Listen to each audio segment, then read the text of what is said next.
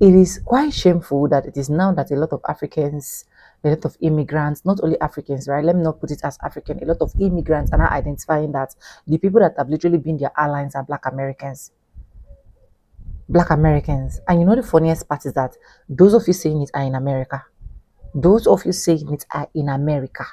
So you've been in America for years, enjoying the black dollar, they've been patronizing you, but you have never literally realized that these were your true allies. You still choose that they were your problem. Now you are now realizing. Like, it baffles me so much because I'm still in Nigeria. I've not moved from Nigeria for content, so that a lot of people have been asking me in my comment section, "Oh, are you in the US?" No, I'm not in US, but I study history to the point that I know people that fought for the solidarity of immigrants to be in America. I know people that fought for the solidarity of you to say, "Oh, I needed the greener pastures and I need to go look for money. I need to go to America to look for money." So it baffles me that a lot of them are now realizing, after seeing every single thing that the palm color people can has literally done to them. A lot of them are realizing now because they've seen this Asia boycott and they now know that it is going to hit them hard when Black Americans decide to visit them. When I'm talking about immigrants, I'm adding African immigrants because honestly, they are one of the people that is also giving Black Americans headache, especially my own people, Nigeria. So I'm not going to say because I'm Nigeria, because I'm Africa, I'm going to be siding them. I don't side bad things. When I see something that is bad, I point it out, point blank, period. Is now that people are now realizing, now that people have seen hell, now that people have seen that there's nobody now that will come and save you people. Now you people are now realize that Black Americans are your savior, they were your savior, and they want to continue to be your savior. Welcome back to the channel. My name is Sonia. Subscribe, like, comment, and share. Credit to the original creators of every single clips and stitches we have in our today's episode. I want to say a very big thank you to every single one of you liking, commenting, sharing, dropping super thanks, and also joining my membership. I do not take you guys for granted. You guys are absolutely the best. And guys, with that being said, let's dive right into this video. I'll be back with commentaries. Let's go watch, guys. When I came to America newly, I used to think African Americans are lazy. They don't want to work and all that. You will never understand the struggle of African Americans until you live in the system for 5 years. Then you understand that being black in the system is already playing you 10-0. Like you are 10 steps behind. The schools in black neighborhoods, they are all underfunded. The only thing you can find anywhere, everywhere in black neighborhood is liquor store. Keep drinking and keep yourselves busy. Now I understand why everybody is fighting so much to live in white neighborhood. Before I used to say they are not proud of their skin color. They don't love who they are. But they're actually fighting for their children's future. Because being black in the system is already playing you 10-0. You are 10 steps behind. Is it you that is coming with underfunded certificates that want to be competing with somebody that is 10 steps ahead of you? Being black in the system is tough. You see, African Americans and Africans, we are all the same. Let us not be distracted. We are all the same. The only difference is that one is living in America, the other one is coming from Africa. Let's support each other's business. If you see your brother trying to make ends meet, support his business. You get to the point now. Peace and love. What did we do? The only sin that we committed is that we came to America. We said we are looking for a greener pastures. Our greener pastures has turned to black right in front of us. President Trump, give us time. We will leave. We will all leave America. We will leave. Because how many years have you spent? Only 1 year. And everybody is living in fear like this. How many years more? 3 years. Before the father, the children, they are going into people's house to pick people. How long are we going to live like this? We had a full-on crash out in this video. Honestly, I've re-recorded this a whole bunch of times. I'm trying to figure out how to say this politically correctly, but to be honest with you guys, this is what I really think. I feel like people who have these types of strong feelings about deportation is really just because they come from a place that they don't want to be. Like, I feel like people talk a lot of shit about Americans, especially Black Americans. They talk a lot of shit about us. They talk about who we are, who we aren't, making it seem like, oh, we should wish we was from here. We wish we had this or that or the other. and we're not this, we're not that, and we don't have this, we don't have that, and they have this and they have that. And yet the places that they are basically claiming that we should wish that we were or want to be from, they don't even fucking want to be there. They don't even want to be in these places, and they sit up here crying that they have to be forced back to those places that they don't want to be, that they're telling us that we should want to be from those places. That's the part that fucking irritates me. It wouldn't irritate me if you wanted to be where you from. It wouldn't irritate me. But the fact that you don't even want to be from where you from, you don't want to be in the place of your birth, you don't want to be there, you crying and crashing the fuck out and talk about how Trump is a T-rest and how he's gonna unalive everybody, and you crashing out and freaking out and you just losing your mind because you got to go back to your place of birth that you claim to have so much pride about. That is wild to me.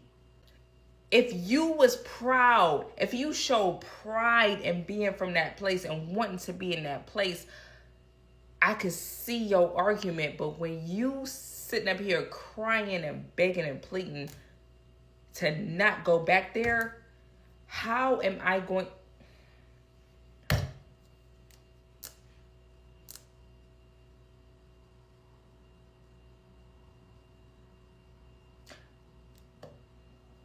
I gotta remember to be politically correct.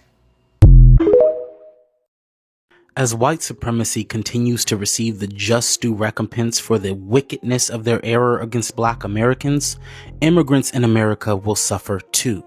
You see, America was built on the competition model structure, in that it was built to make sure that white people in America would stay at top and their direct competition, Black Americans, would always remain at the bottom.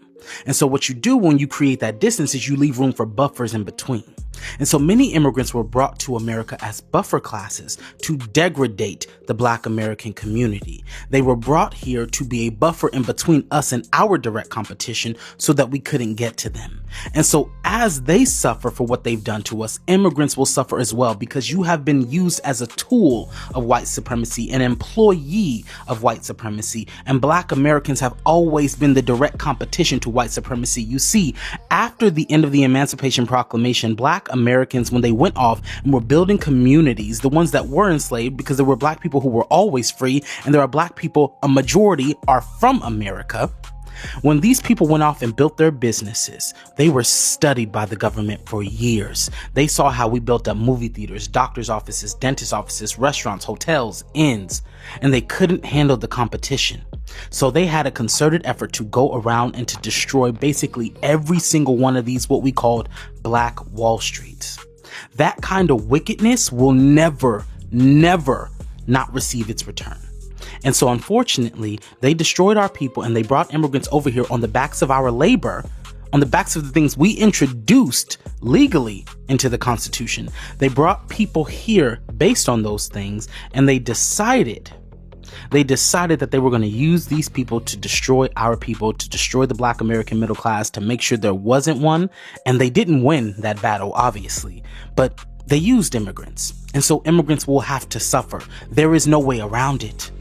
Darkness in every facet of its structure will have to be brought down, especially with regard to white supremacy and everything that they've used as a tool. That includes immigrants. Yes, immigrants will suffer as white supremacy falls, and there is no reversing this. Hello guys. So in the past video I was talking about how some of us Africans living in the United States go through hell in the hands of the white races, go through nonsense, all because they think that they are superior over us, they think that they are God. Yeah, they see us like the black monkeys. Yeah, when I say white races, I put the white races in quotes because not all white people are racist. When I say white races, you all know what I'm talking about by white races. Not all white people are racist. And I use an example of what I experienced in college. Yeah, now we are on a holiday break and I'm still a college student. So I use an example of what happened. Like I took a course, and in that class, the professor made like I did not exist. In that class, just 2 Africans were there. Yeah. So when she comes to class, she like concentrates only on the white students, asks them if they are okay. Like, she doesn't even like give the attention to us. She doesn't even look at her own direction, because I don't know why she did that, but I had to walk up to her, like, and ask her, Professor, I registered for this class, and why will you be treating me like I'm a stranger? Like, I'm actually in the class. I'm there because I registered for it and I need to learn. The reason why I said this professor is a racist, because there was a day I was sick. I did not go to school. So I went to the hospital. And after I was done in the hospital, they gave me a note to give to the professor to show that, yes, I was really sick. So the next time of the class, yeah, I went to class and I walked up to her before the class wanted to begin, and I was like, Professor, sorry I didn't come the last time, and I was supposed to email you and I did not because I was really sick and down, but I went to the hospital and I'm feeling better now, and this is the note from the hospital. So I should give it to the professor. Yeah. She was like, what do you want me to do now? Do you want me to go back and start teaching you what I taught the other people? I was like, no, Professor, I just came to tell you that I wasn't feeling fine. She said, I can't do anything. Sorry about that. Blah, blah, blah. Started talking stuff. And at the same time, a white student walked up to her, and she wasn't in class the last time, like the last class. I was like, hi, Professor, sorry I wasn't in class. Sorry, I wasn't feeling too well. She was like, so calm to her. She was like, it's okay. I'll find somebody to teach you. I'll find somebody to explain what happened in the class. I'm like, what? Professor, this is me standing here. And she was like, she doesn't care. I was like, okay. Like, I was so shocked. Like, this happened right in front of me. I wouldn't just come to the camera and start lying about a professor being a racist to me. I'm saying something. I'm giving what happened right in front of me. This professor ignored me, and she gave all the attention to that girl, telling her, I'm gonna look for somebody to help you explain what happened in the last class. Meanwhile, I was the person who woke up to her first, showing her the note from the hospital, saying I wasn't feeling fine, I wasn't able to email her because I was so weak and ill. And she was like, what do I want her to do? She can't go back teaching me stuff. She doesn't care. I should find her myself. I was like, what? The only reason why I walked up to her and I was giving her that note is because as a student, every day you being present in class for like they take attendance, and you being there gives add additional points to your points. So I walked up to her to give her that note from the hospital because I deserved the point. Actually, the hospital gave the note because they know as a student, or if you're working, it's going to implicate you at your job if you're not there. So they give it for you to go present. So you get what you deserve. So I needed the points that I deserved.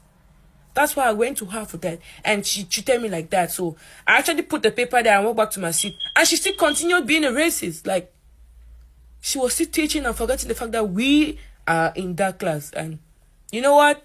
I don't give a damn. Like, we Africans, like, the funny thing is that everything that she teaches in that class, I understand them. Yeah. So when she's being her racist type and blah, blah, blah, I don't care because I actually understand far more better. You get? So that's it. I never said all the professors in my college are racist. No. No. We actually go to places. I've gone to other places. People are nice to me. I've seen some whites that really care and love me. They show me love. They don't see us like the monkey that some of them see us as. Some of these people actually know that we are smart. Yeah. So that's it. I never said all white people are racist. Thank you. Why do white people pay so much attention to black people if they don't like them? You would think if you didn't like something, why would you be paying attention to it? I don't pay attention to things I don't like. What's the answer? The answer is the liar knows what lie he told. You see what I'm saying? So even if I made it deceitful and I made you think that the answer is over here, but the answer is really over here, I'm still going to be looking over here. Me, the one that tricked, because I know this is the right answer. Black people have lost their identity, but our oppressors have not lost our identity. That's just why they chopped those noses off of the Pharaoh and the Sphinx in Egypt in the first place, is because without this nose, we can tell you this is whoever it is. But with that nigga nose, it can only be niggas. Why would somebody vandalize a whole face and only vandalize one part? Nobody wanted to knock an eye off or take an ear off or no chins missing? Nope, just the nose. Hey y'all, I'm making this video as a Black American to vocalize some of my concerns surrounding the delineation conversation. I found that we have a ton of melanated immigrants and also our own Pan-Africanists that are attempting to hijack that conversation and demonize us in our desire to delineate. They are saying things like delineation is divisive, Black Americans are xenophobic, Black Americans are anti-African, Black Americans hate ourselves, and Black Americans are seeking validation from white people. All of these are baseless accusations that they obviously can't prove, but it's also a form of narcissistic abuse and narcissistic projection, which I do intend to speak on in a later video. Black Americans have found that in order for us to address disparities that exist under the pseudoscientific race construct, we must delineate. Right now, we are being erroneously identified as a homogenous group with melanated immigrants from Africa and the Caribbean, and it has made it impossible for us to gauge how we are doing as an ethnic group. That is the spirit and intention behind delineation. Anything else is a lie in order to control us and a narrative. Thank you. When you migrate from somewhere in Africa to this country, you are hit with a different kind of discrimination. And some of you can relate and some of you can't. The first thing that you'll notice, because when you live in a country, after a while, you pick up the accent. Or if that's where you're born, that's the only accent that you have. So when you come to this country, first of all, being labeled Black, and you have an accent, you receive double racism. Studies show that you are treated with less of intelligence when you're speaking to someone with an accent. Obviously not in Africa. I'm obviously not African.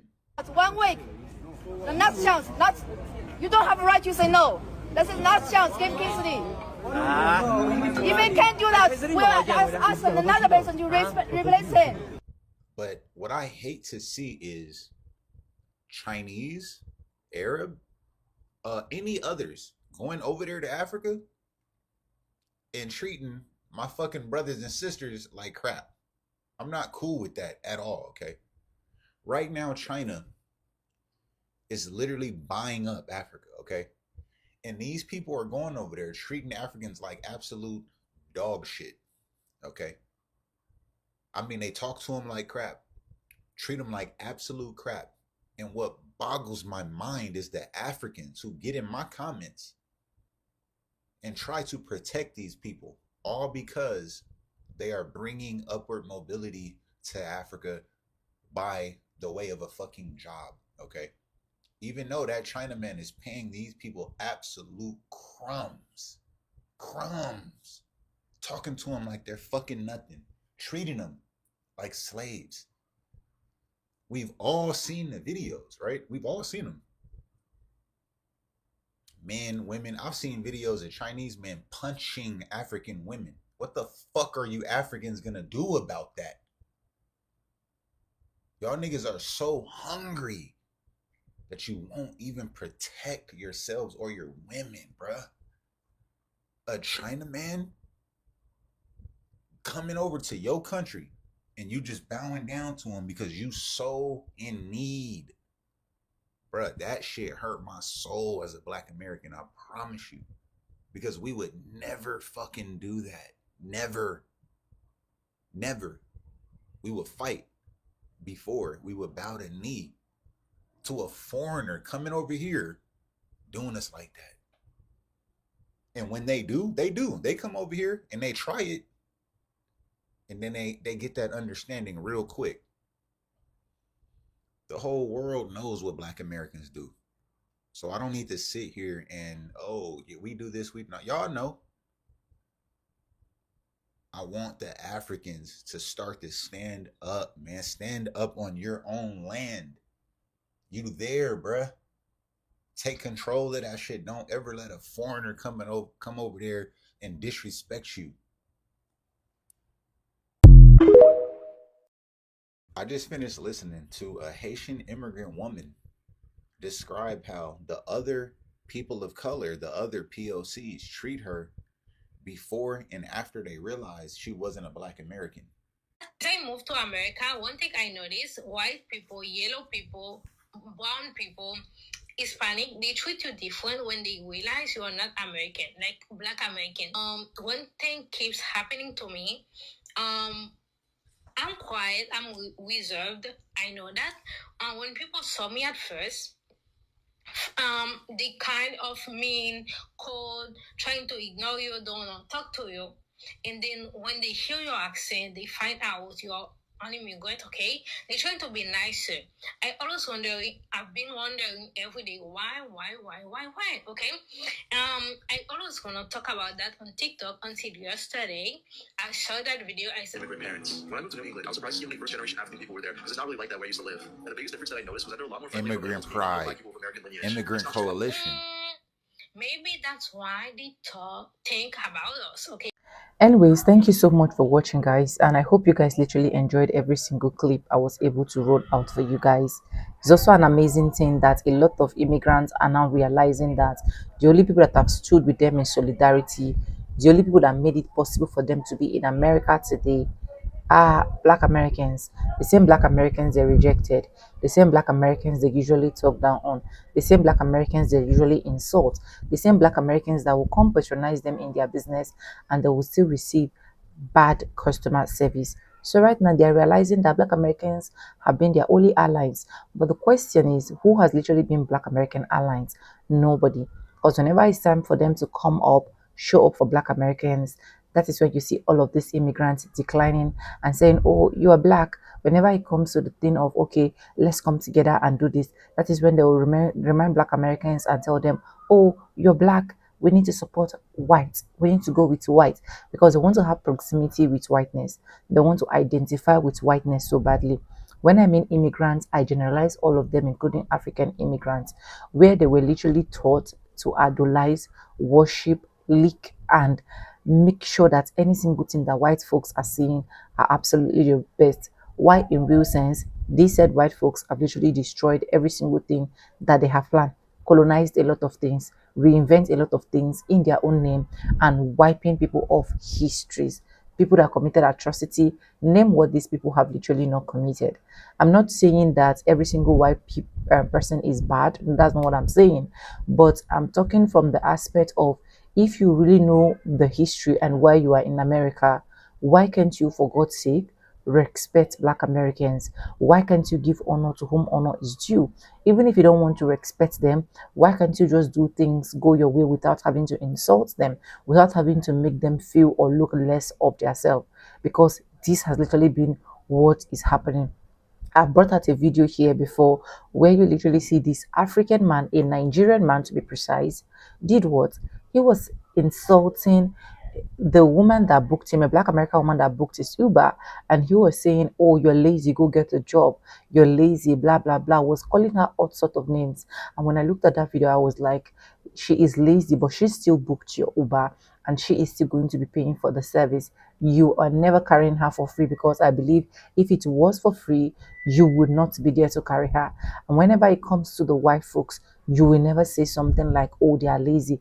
A lot of them, a lot of immigrants, I don't know why they came to America and they thought that the people that fought for them, the people that is making them available in America today, are the white people. But it is not. If you're watching this video as an immigrant, I want you to take a deep look at the history and how you were able to migrate to America. Look into what black Americans have literally done. Look into what people that have stood by you in solidarity. You will find out that in all of this, the white man's hand is off your case. That is why they can go build black people stores in predominantly black places. Have you seen most of these Asian stores in predominantly white spaces? No, they build them in black spaces because at the end of the day, they don't want to deal with you as someone that just want to identify with them as white. Why they see you as a person of color, they don't even see you as someone that is white. In fact, even if no matter how white you are, they will tell you you are not still white enough. They'll tell you their privilege do not stand with you. But still, You see these immigrants giving all their respect, maximum respect to the white pan colored people. Like I said, I'm not saying that nobody should respect. Yes, respect is reciprocal. It's good to respect people. But in as much as you're respecting people, can you at least study the history of why you are in a certain country to look for greener pastures? Or can you at least look for that greener pastures you're literally looking without having to create chaos, without having to make it look like a certain group of people are the cause of the problem? And who are this certain group of people? Black Americans. See, I'm just so tired sometimes of seeing a lot of immigrants trying to identify themselves and making it look like Black Americans are their problem. You will ask them, they will tell you the moment they came into Black American that one of the problems that they've gotten are Black Americans. Why Black Americans will literally sit down on their own without even talking to you, minding their business, trying to look for what they will eat, their daily life activity. You're busy there, prognosing in their issue. You're busy trying to create chaos and expect them to keep quiet. You're busy rendering bad services to them while they literally spend their dollar in your environment. You see, that is why this Asian boycott that Black Americans are doing. I'm so happy. Like, I'm even saying I can't even wait for them to start boycotting a lot of Africans, because I've seen a lot of Africans do rubbish online, talk rubbish online about Black Americans. But I'm not saying they're not good Africans that are literally talking good about Black Americans as well. They are, but just a few. So it is good. It is so good. It is so nice for you guys to now see where Black Americans are coming from. And a lot of people are now realizing that Black Americans are now the alliance that you have right from day one, even up till date. I love, love, love it. But anyways, let me know what you think in the comment section. Credit to the original creators of every single clips and stitches we have in our today's episode. And I want to say a very big thank you to every single one of you liking, commenting, sharing, dropping super thanks. Also joining my membership. I do not take you guys for granted. You guys are absolutely the best. And yes, with that being said, with no further ado, I do like I always say in my videos, I'm going to be saying bye, and I'll see you guys in my next one. For now, bye guys. I love you guys. Mwah.